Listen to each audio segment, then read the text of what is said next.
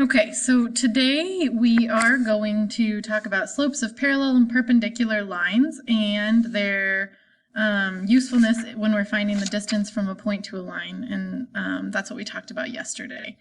If I had a recommendation, it would be that you print the blank notes sheet, try everything on there, and then come back and watch this. I'm going to go relatively quickly so that I can get it all into this video. But feel free to pause or rewind as needed.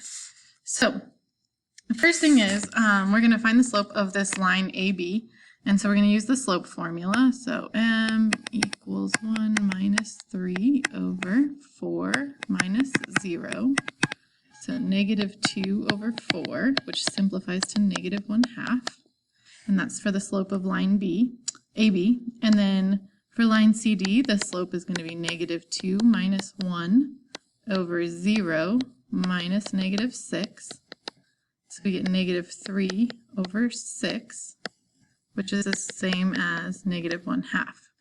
So if you'll notice here, both of those slopes are the same. Now we're going to go ahead and graph those lines, and I'm just going to graph them using the points there. So 0, 3 for A.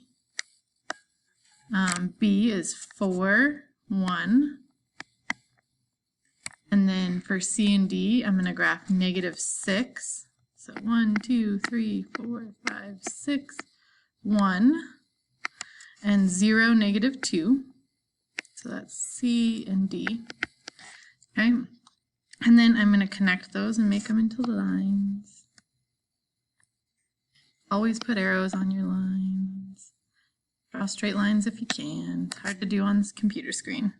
Okay, so what do you notice? Hopefully you notice that they look like they are parallel lines, which they are. And if you make a conjecture, that means to make an educated guess about lines and lines with the same slopes. But I will tell you that lines that have the same slope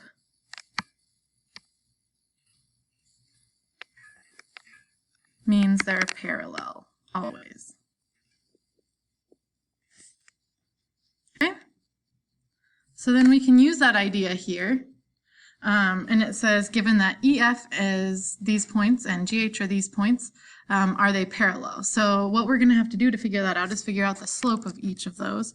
So we're going to do 1 minus 2 over 3 minus negative 4. So that's going to give us the slope of line EF. Okay, so that's negative 1 over 7. And then for GH, we're going to do the same thing, the slope formula. So negative 2 minus 0 over 8 minus negative 4, which gives us negative 2 over 12, or negative 1/6. And so we can look at those two slopes and see that they're not the same slope, so not parallel.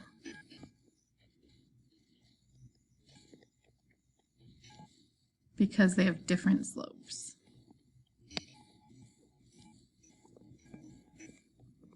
Okay, so that's how we use that information. If they were the same, they would be parallel, and we would not need to graph that to see that. But since they are not the same slope, we know they are not parallel and will intersect at some point. Okay, now we're going to do the same thing we did yesterday and solve this equation for y. So we're going to do 6x minus 3y equals 9. And then we're going to subtract 6x from both sides. So we get 9 minus 6x. And then we're going to divide everything by negative 3, and we get y equals negative 3 plus 2x. And then y equals 2x minus 3. And that is our equation in slope-intercept form. And so then from there, we're going to identify that the slope in this equation is 2 because that's the coefficient on the x. And then it says, well, what would the slope of a parallel line be? Well, if you go back to the slide we just talked about, we said parallel lines have the same slope right here in E. And so we know that a parallel line to this line right here would be 2. Okay, now we're going to look at a couple different lines. So we're going to do some other of AB. And so the first thing we're going to do is we're going to find the slope. So negative 2 minus 2 over negative 3 minus 0. So we get negative 4 over negative 3, which is 4/3 for the slope of line AB. And then we're going to do the same thing with CD. So negative 3 minus 3 over 6 minus negative 2. Okay, so we get negative 6 over 8, which simplifies to negative 3 over 4. I'm just going to circle that because I got a little busy over there in that corner and that. So those are our two slopes. And again, we can graph those lines without finding the actual equation, just using those 2 points. So 0, 2 for A, and negative 3, negative 2 for B. And then C is negative 2, positive 3. And D is 6, 1, 2, 3, 4, 5, 6, negative 3. 1, 2, 3, 4, 5, 6, 1, 2, 3. Okay, and so we're going to connect A and B. And we're going to connect C and D. And I know it looks like that goes through point A, but it doesn't. Okay, so what do we notice? They appear perpendicular. They look like they're perpendicular.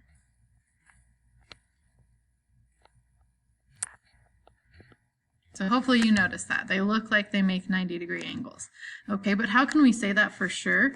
Well, it's because of these slopes here. Okay, so we're going to make a conjecture and say that opposite reciprocal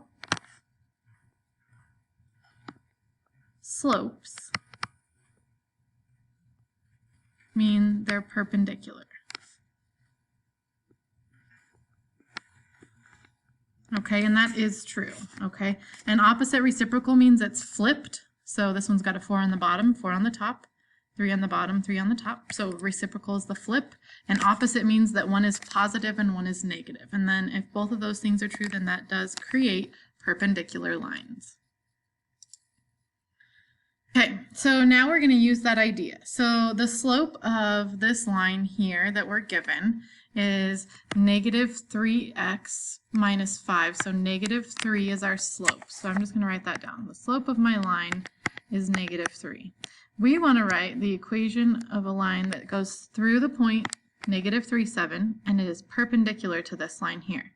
So if the slope is negative 3, then the slope of a perpendicular line would be 1 over 3. It would be positive because it's negative, and then it would be flipped. So since this is 3, there's an invisible 1 beneath it, so we could flip it and make it 1 over 3. Okay, and then we're going to use point slope form. So y minus 7 equals 1/3 times x minus negative 3. And then we get y minus 7 equals 1/3 x plus 1 when we distribute. Add 7 to both sides. And we get 1/3 x plus 8.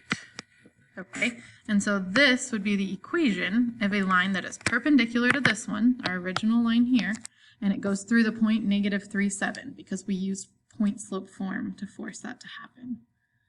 Okay, now we're going to do a line parallel that goes through the same point. Okay, so the slope of the line still starts out negative 3, and the slope of a parallel line should be the same, and so it's also going to be negative 3. So we're going to use point slope form. Y minus 7 equals negative 3 times x minus negative 3. So this time the only thing that's changed is the slope because it's going through the same point. So we get y minus 7 equals negative 3x minus 9. And so if we add 7 to both sides, we get y equals negative 3x minus 2. So this is the equation of a line that is parallel to negative 3x minus 5, but also goes through the point negative 3, 7.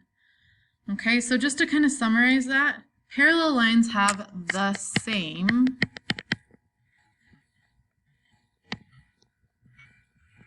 slopes. Perpendicular lines have opposite reciprocal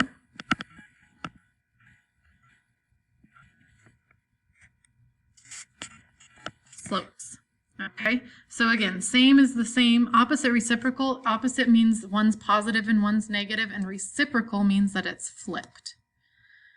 Okay, so now we're going to use all that information and we're going to find the distance from a point to a line. So our goal is going to be to find the distance from this point to the line that's of this equation, negative x plus 3. So this is like what we did yesterday.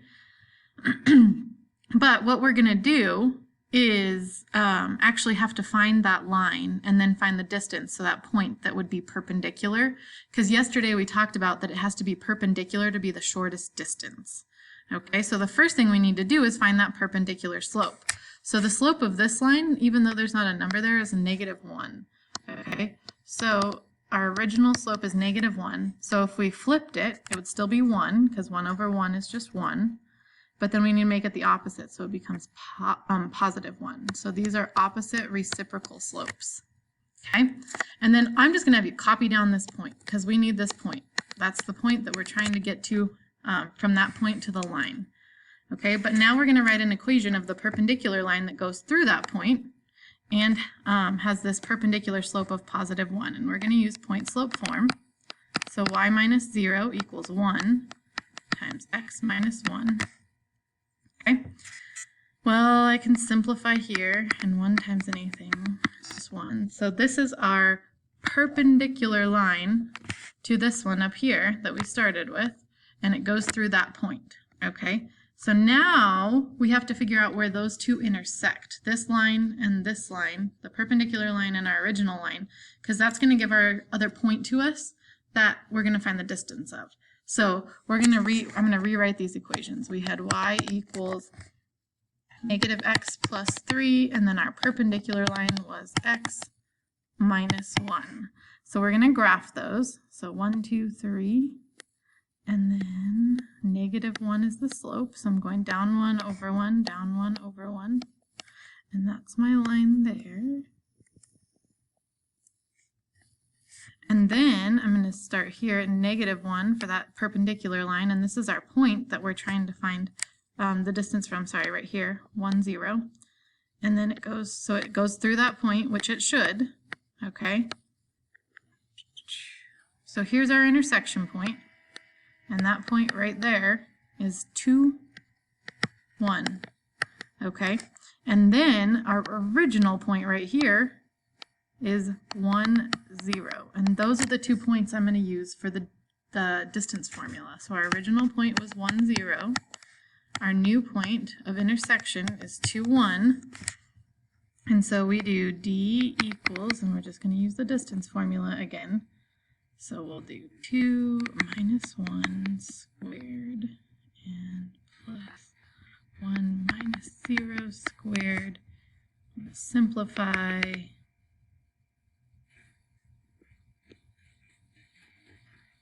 And then that becomes 1 plus 1. And then that's going to give us 2. And the square root of 2 is approximately 1.4. And you can look then at this and say, okay, this is the distance right here. Okay, this from right there, that point to this point here. And it's a diagonal across a square that's only one space big. So about 1.4 makes sense. And so you can always go back to your graph and ask yourself, does it make sense? And have I successfully figured out the distance from this point to the intersection point with a perpendicular line? Okay, because that's really important that it is perpendicular. Okay, you should always go through these 4 steps. So I would highly recommend making sure you have these 4 steps written down, or you printed out the notes with these 4 steps on them. Please let me know if you have questions.